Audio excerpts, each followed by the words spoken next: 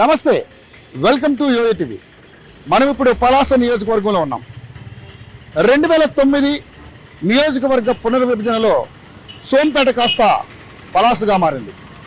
మరి అటువంటి పలాస నియోజకవర్గంలో ఈ 2024 ఎలక్షన్స్లో ఇక్కడ గెలిపేవారది.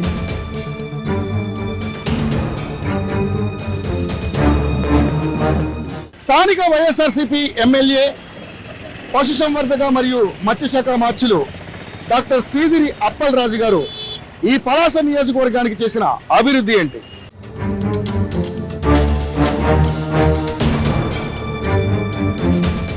రెండు 2019 తర్వాత 2024లో ఈ నియోజకవర్గం నుంచి మళ్ళీ టీడీపీ ఇన్ఛార్జ్ గౌతు శిరీష బరిలో నిలవబోతున్నారా?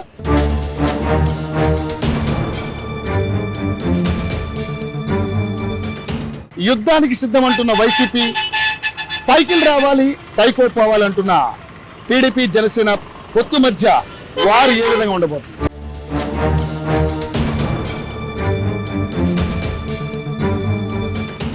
పలాస నియోజకవర్గంలో అభివృద్ధి కంటే కూడా YCP MLA doctor Seediri Appalaraju గారి యొక్క అరాచకాలే ఎక్కువగా ఉన్నాయంటున్న టీడీపీ ఇన్ఛార్జ్ గౌతు శిరీష గారితో మాట్లాడే ప్రయత్నం చేద్దాం.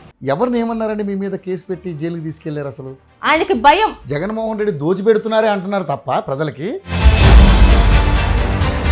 బోర్డు గురించి చేసి సవరాలు ఇస్తే మర్చిపోయే జనాలకి ఏమంటాం చెప్పండి? అంత అన్యాయం చేసిన వాడిని డోర్ డెలివరీ చంపి డోర్ డెలివరీ ఇచ్చిన వాళ్ళకి రాజమార్గాలు వేసి పూలతో సత్కరించి మరి తీసుకొచ్చారు.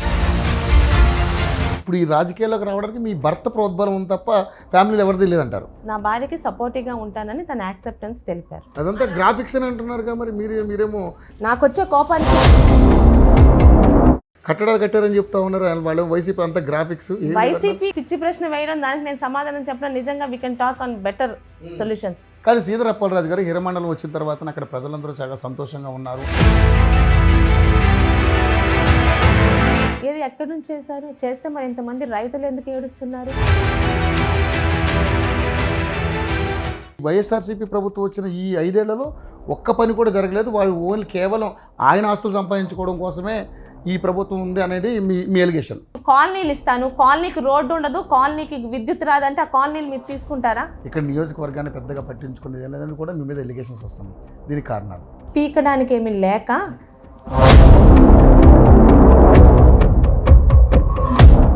మరి 2019లో మీ భర్త గారైనటువంటి వెంకన్న చౌదరి గారి నియంతృత్వం పోకడలే ఓటమి కారణం అని చెప్పేసి అంటా ఉన్నారు. అప్పలరాజు గారు వాడుకున్నారు తప్పితే అందులో ఒక్కరు వచ్చి వెంకన్న చౌదరి గారు నా మీద గూండాయిజం చేశారు. అచ్చెన్నాయుడు గారి ఫ్యామిలీ డైరెక్షన్ కోసం వెయిట్ చేస్తున్నట్టుగా కూడా మీ మీద అలిగేషన్స్ వస్తున్నాయి. అంటే వాళ్ళు చెప్తే కానీ మీరు ఏం చేయకూడదని. నా పార్టీలో ఉన్న వ్యక్తి శిరీషమ్మ మాకు అండగా నిల్చోలేకపోతుంది, అచ్చెన్నాయుడిని రాముని పిలుస్తుందని ఎవరైనా వచ్చి చెప్తే I answer them. Chandrababu Naidu గారు కుల రాజకీయాలను ప్రోత్సహిస్తున్నారని మాట్లాడుతున్నారు. అది ప్రూవ్ చేస్తే నేను రాజకీయ జీవితం వదులుకుంటాను. వైనాట్ 175 అనేది వాళ్ళు ఇప్పుడు మర్చిపోవాలిగా మీ లెక్క ప్రకారం. చంద్రబాబు నాయుడు గారి కన్నా నా రాష్ట్రం బాగుండాలని చెప్పి పిచ్చిగా ఆలోచించే ఇంకొక రాజకీయ నాయకుని చూపించండి, నేను ఆయనకి ఓటేస్తా. కలిసి పోటీ చేసే తత్వంలో ఎంతవరకు మీరు ముందుకెళ్తా ఉన్నారు? పలాసలో ఉన్న ప్రతి ఒక్క జన సైనికులు. సో గౌతు శిరీష గారు ఏ విధంగా ఎదుర్కోబోతా ఉన్నారు? చాలా దారుణాలు ఉన్నాయి ఇక్కడ. గట్టిగా మాట్లాడితే కేసు. ఓటుకి అమ్ముడుపోయే ప్రజలుంటే శిరీషే కాదు చంద్రబాబు నాయుడు గారు కూడా గెలవరు.